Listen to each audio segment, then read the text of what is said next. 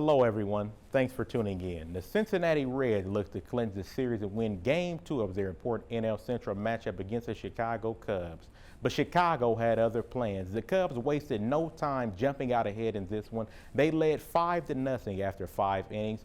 Cubs catcher Wilson Contreras was a big factor in the game, contributing 3 of the 5 runs, including a huge 2-run home run in the 5th inning.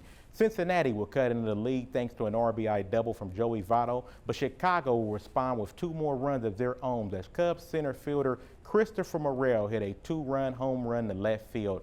Later on, the top of the 8th inning, Albert Amara Jr.'s double brought in Votto to make it a 7-2 Cub lead. Chicago will tack on another run in the final inning to increase their lead to 6. Brandon Drury kept the Reds' comeback homes alive with a solo home run in the final frame, but that was not enough as Cincinnati fell to the Cubs 8-3. The final game of the series will be tonight at Wrigley Field as Graham Ashcraft will pick up against Kyle Hendricks. First pitch is scheduled for 8:05. You'll be able to tune into our radio coverage on 1240 AM and 102.3 FM at 7:35. One of the best players in the NBA has officially requested a trade and will be looking for a new home. Brooklyn Nets leading scorer Kevin Durant has requested a trade from the Nets, who finished last season with a record of 44-38, which was good enough to make the playoffs at the 7th seed in the Eastern Conference, before getting swept by the Boston Celtics in the first round of the playoffs. Durant averaged 29 points, 7 rebounds, and 6 assists per game this year. The Pittsburgh Pirates had the day off yesterday, but they are back in action as they face off against the New York Yankees, who have the best record in the MLB. The Pirates will host the Yankees for a 2-game interleague series. Jose Quintana will get the start for Pittsburgh as he faces off against Jameson Taillon of the Yankees, and for some Pittsburgh fans, that name may ring a bell. Taillon was drafted 2nd overall in the 2010 MLB draft by the Pirates and was a part of the Pittsburgh system until he was acquired by the Yankees in 2021. The key in this matchup may be offense for both teams. Now check out these stats. The Pirates are 21-6 in games when they score 5 or more runs, while the Yankees are 36-2 in games when they score 5 or more runs. Pittsburgh will look to Key Brian Hayes, who has totaled 25 RBI while batting .256 for the Pirates. On the other side, it will be MLB home run leader Aaron Judge leading the way for New York. First pitch is slated at 7:05 p.m.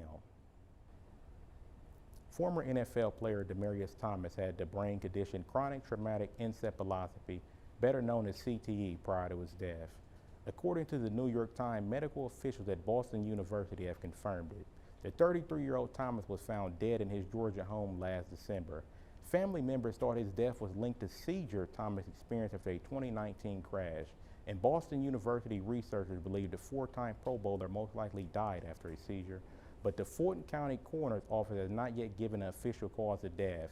A first-round draft pick in 2010 out of Georgia Tech, Thomas played most of his 10-year career with the Denver Broncos. Some consider him to be among the best receivers in team history. Thomas finished his career with 724 catches for 9,763 yards and 63 touchdowns and 1 Super Bowl title before retiring last year.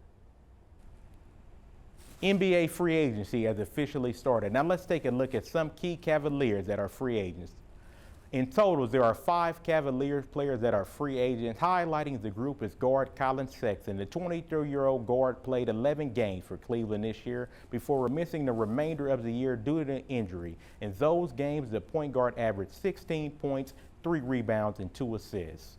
The Marietta, Georgia native have made an impact ever since he was selected back in 2018 with the 8th overall pick. He made the all-rookie second team and has stepped up his game to be the team's leading scorer in 2019 and 2020. Sexton is a restricted free agent, which means Cleveland could potentially retain Sexton if they match the best offer. Also hitting free agency are 3 other guards, Rajon Rondo, Brandon Goodwin, and two-way guard Audrey Nembhard will be looking for new deals. Nembhard and Goodwin are both restricted free agents. The other class free agent is center Ed Davis. Hello everyone, thanks for tuning in. The first round of the U.S. Open is officially underway at the Country Club in Brookline, Massachusetts. Now let's take a look at some of our notable performers. Rory McIlroy, the third-ranked golfer in the world, finished the first round 3 under par, while defending champion Jon Rahm is 2 strokes behind at 1 under.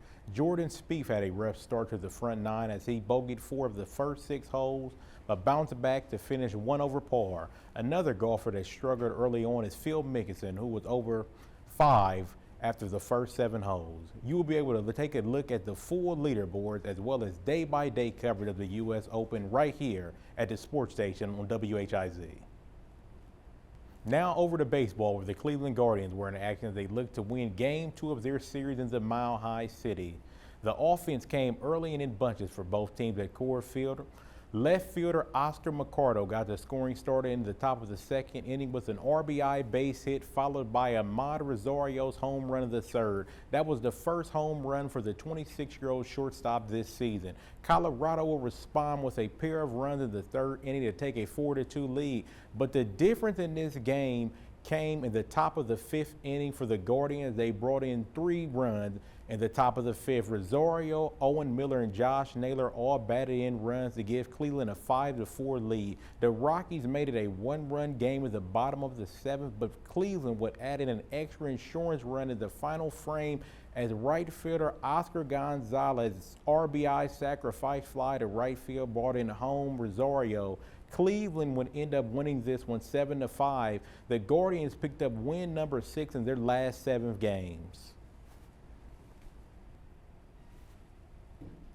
The first game of the Stanley Cup Finals took place, and it took overtime to decide the winner here. It was the Colorado Avalanche coming out on top at home 4-3 in overtime over the 2-time defending Stanley Cup champion, the Tampa Bay Lightning. The Avalanche, who came into the finals with the second best record in the league, jumped out quickly, a 2-0 lead in the first period. Gabriel Landeskog would score the first goal of the game, and Colorado would find the back of the net again in less than 2 minutes. Nicholas Paul of the Tampa Bay Lightning would knock in a goal to cut the deficit in half, but it will be the Avalanche again scoring to go up 3-1 in the first period. The Lightning came out swinging and tied the game up at 3-3 in the second period, and the game-winning goal was scored in overtime by Andre Grabowski as the Avalanche defeated the Lightning to take the first game of the Stanley Cup Finals.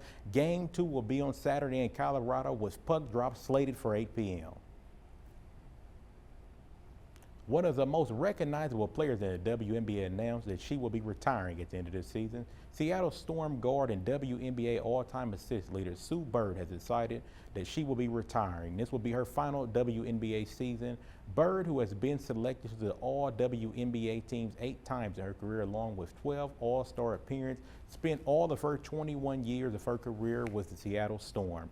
The #1 overall pick in the 2002 draft, has won 4 league titles with the Storm, making her the only player in league history to win a championship in 3 different decades. She was also named to the league's milestone team. Bird has also won 4 FIBA World Championship gold medals with Team USA throughout her career. That'll be all for sports. We'll be right back after this.